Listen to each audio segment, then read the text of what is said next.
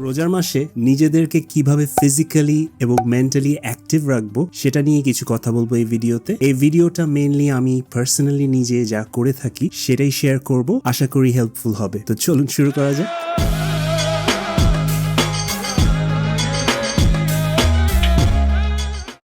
তো এই ভিডিওতে মেইন দুইটা টপিক যেটা নিয়ে আমি ডিসকাস করব হচ্ছে গিয়ে খাওয়া দাওয়া এবং ফিজিক্যাল অ্যাক্টিভিটি। তো প্রথমেই শুরু করি খাওয়া দাওয়ার ব্যাপারটা নিয়ে। এখন আপনি যদি একটু খেয়াল করেন আপনারা দেখবেন যে রোজার সময় বাংলাদেশি বা সাউথ এশিয়ানদের সবচেয়ে বেশি ওজন বাড়ে। এখন ইট অলওয়েজ ব্যাফলড মি, কারণ আমি ঠিক বুঝতাম না যে রোজার মাসে মানুষের ওজন কেন বাড়বে। রোজার মাসে তো উল্টা ওজন কমানোর কথা। অ্যান্ড উইথ নো সারপ্রাইজ, কারণ লুক অ্যাট আওয়ার ডায়েট, সব ভাজা পোড়া জিনিস খাই আমরা রোজার মাসে। তো আমি পার্সোনালি যেটা করি হচ্ছে গিয়ে সেহরিটাকে আমি আমার ব্রেকফাস্ট হিসেবে কনসিডার করি আর ইফতারটাকে ডিনার। তার মানে সেহরিতে আমি আমার নর্মাল টাইমে যে ব্রেকফাস্টটা খাই সেটাই খাই, আর ইফতার টাইমে আমি নর্মালি যে ডিনারটা করি সেটাই কিন্তু খাই। হ্যাঁ, রোজার জন্য দু একটা জিনিস হয়তো স্পেশাল থাকে, বাট এর মানে এই না যে 30 দিন ধরে আমি সব deep fried and all the cultural বা ট্রেডিশনাল যেসব ফুড আছে প্রত্যেক দিন ধরে আমি ওইটাই খাবো পুরো রোজার মাসে। কারণ ওইটা যদি আপনি মাসে 30 দিনই খান তাহলে কিন্তু আপনার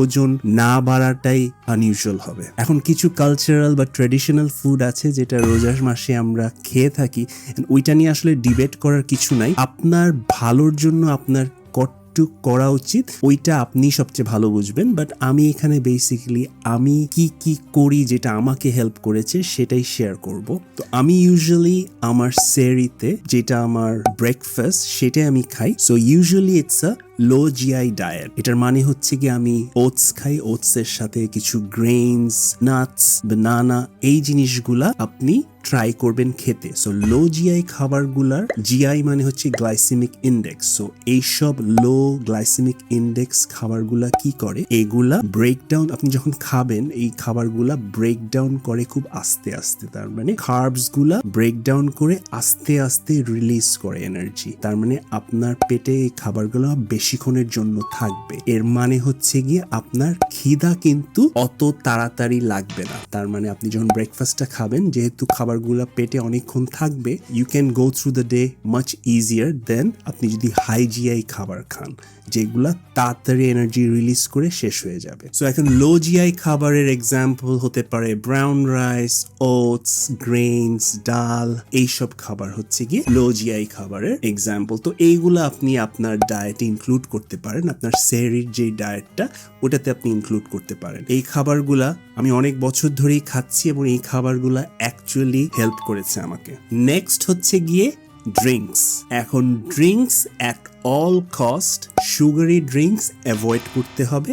এটা কোনো নতুন কিছু না, এটা সবাই জানে। কোক, পেপসি, 7 আপ, আর স্পেশালি রোজার সময় রুয়াফজা বা এনি সর্ট অফ কর্ডিয়াল, এইগুলো অ্যাবসলিউটলি অ্যাভয়েড করতে হবে। পানি খাবেন, বেশি বেশি করে পানি খাবেন, কিন্তু সেহরিতে এমন অবস্থা করবেন না যে এক বালতি পানি খেয়ে ফেললাম। সেহরিতে আপনি খেয়ে নর্মালি একটা মিলের পরে যতটুক পানি খান, 1 glass, 2 glass, 3 glass, that's enough. আপনি যতটুক পানি খান ঠিক ততটুকুই পানি খাবেন। এর বেশি খেলে কিন্তু আপনার সিস্টেমে থাকবে না, ওই পানিটা সকালবেলা উঠে সব বের হয়ে যাবে। সো নেক্সট ইজ ইফতার। আমি ইফতার আগেই বলছি I treat it as my dinner. So ডিনারটা আমি কি খাই, নর্মালি যেটা খাই, ভাত, ভাজি, তরকারি। হ্যাঁ, রোজার মাসে ইফতারটা একটু স্পেশাল, অবভিয়াসলি ছোলা, বেগুনি, পেঁয়াজু, এসব ভাজা পোড়া কিছু থাকে, কিন্তু এর মানে এই না যে আমার যত ধরনের ডিপ ফ্রাইজ আছে প্রত্যেক 30 দিনই খেতে হবে, জিলাপি খেতে হবে, হালিম খেতে হবে।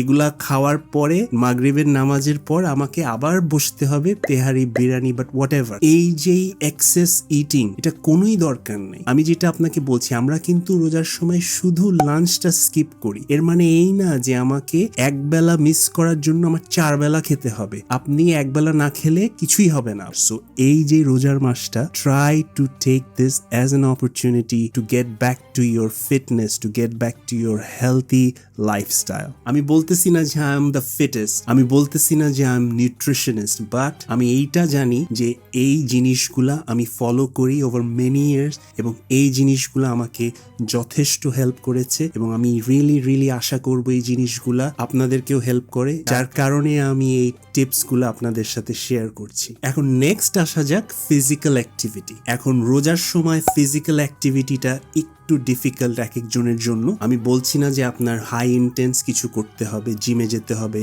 রানিং করতে হবে, এসব কিছু না। আপনি যতটুক পারবেন ততটুকুই করবেন, কিন্তু কিছু একটা করতে হবে। আপনি এমন না যে রোজা রেখেছেন বলে নড়তেই পারছেন না একদম। যদি হ্যাঁ অবভিয়াসলি আপনার যদি ফিজিক্যাল কোনো ইস্যুস থাকে, অবভিয়াসলি ওটা তো আপনি ডাক্তারের সাথে পরামর্শ নিয়েই করবেন, কিন্তু অ্যাজ এ নর্মাল পারসন যে রিলেটিভলি ফিট, তার অ্যাটলিস্ট যেটা করা উচিত হাঁটাচলা করা উচিত। যেহেতু লাঞ্চ খাচ্ছেন না, লাঞ্চ টাইমে আপনি বসে না থেকে আপনি হাঁটতে গেলেন, বাসার বাইরে থেকে হেঁটে আসেন, বা ইফতারের একটু আগে বিকাল বেলায় একটু হাঁটতে যান, বা আপনি বাসায় নামাজ পড়েন, ওই নামাজটা বাসায় না পড়ে বাসার কাছে যে মসজিদটা, হেঁটে ওই মসজিদে যে নামাজটা পড়তে পারেন, তাহলে হবে কি আপনার যে ডেইলি যে ফিজিক্যাল অ্যাক্টিভিটিটা ওইটাও একটু হবে। সো আপনার যতটুকু সম্ভব ফিজিক্যাল অ্যাক্টিভিটিটা কন্টিনিউ রাখা। আর ফাইনালি আসা যায় অফিসের কাজ নিয়ে। আমরা সবাই মোটামুটি প্রফেশনালস, অ্যাটলিস্ট আমি তো I work as a data scientist, so essentially I am into software engineering space. তো